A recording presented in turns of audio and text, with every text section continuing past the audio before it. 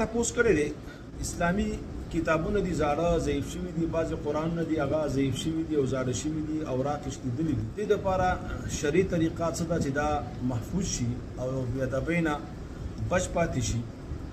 نو محترم الله تعالی د علم عمر کې برکت کړي. چې دې دپاره څو صورتونه دي. اول صورت دا دی چې یو غټې اوبه ګوري، غټ سیند ګوري او هغې کې دا واچي، او چې کله هغې کې دا واچي نو په ارام ارامه په هغې کې ځي او دا لیکل به یې ټیم سره اوبو سره په قلاره قلاره ختم شي او دا به لاړ شي او چېرته سمندر ته یا لږ کې به وغورځولی شي. نو بېادبۍ نه به محفوظ شي او دا یو ښه طریقه ده.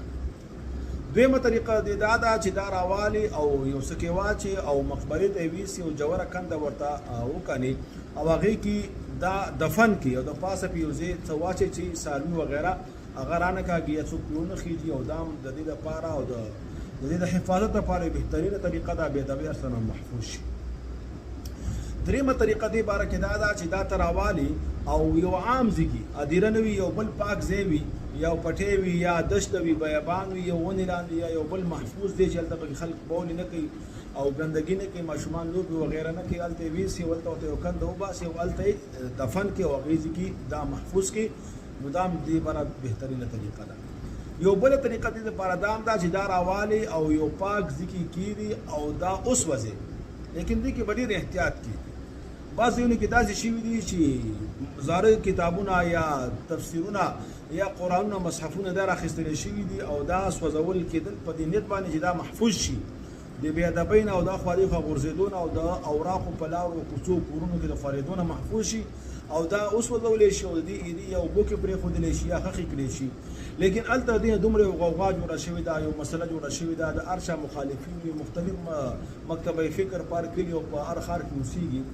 یو ځای ماته معلوم دی یو عالم و ډېر دروند شخصیت و، هغه داسې کول په هغې باندې ټول کلی راجمع شو او د هغه د وجلو اراده یې وکړه چې ده د قرآن بېادبي کړې ده او قرآن یې سوځولی دی. بیا منځ کې خلکو مسلې ته نه ګوري، نه چا خبرې ته غوږ دي، بلکې وایي پښتانه وایي چې رښتیا راځي دروغو به کلي وران کړي.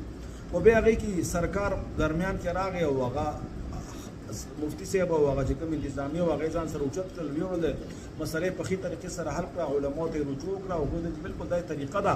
عثمان رضی الله تعالی عنه دغه شان کړي وو. مختلفو کتابونو کې دا مسله منقول ده چې کله هغه یو مصحف جمع کړ نو نور مصاحف هغه راواخیستل او هغه یې وسوځول او یو مصحف نه ډېر مصحفونه ولیکل او هغه یې اطرافو ته مختلفو والینو ته مختلفو علاقو ته خواره کړل او ویې لېږل او چې کوم آیاتونه په پاڼو وغیره باندې لیکلی شي وغیره جمع کړل او ویې سوځوله.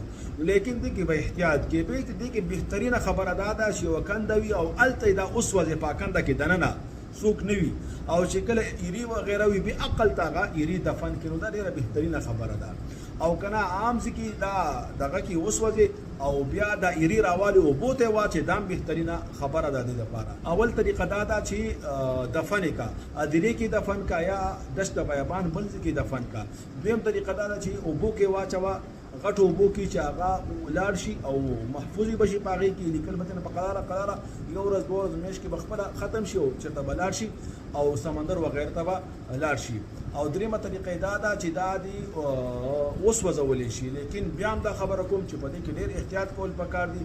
اگر چې دا جایز دي دا په صحیح نیت باندې دي، هر عمل اعتبار دی هغه نیت ته کوي، انسان غلط اراده یې په دې کې.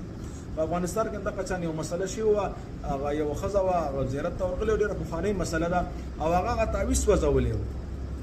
تعویض یې کار نه کوي او خلک چې قرآن یې وسوځول، د قرآن آیتونه هغه غریب په کاڼو باندې ویشتل، ټول خلک ورپسې راووتله. بیا وروسته چې معلومات وشو نو هغه بیا پاکه وه، هغه پکې ګنهګاره نه وه. نو زمونږ نه بعضې اوقاتو کې ډېر کارونه داسې کېږي زمونږ د ناپوهۍ د وجې نه. مونږ دیني غیرت کوو لیکن په هغه دیني غیرت باندې پوهېږو نه، لہذا دې شیانو کې احتیاط کول پکار دي. نو جایز عمل دقه دی چې کوم تاسو ته ما بیان کړه. الله دې وکړي چې په دې خبره باندې تاسو پوه شوي. وصلی الله تعالی علی خیر خلقه محمد وعلى آله واصحابه اجمعین.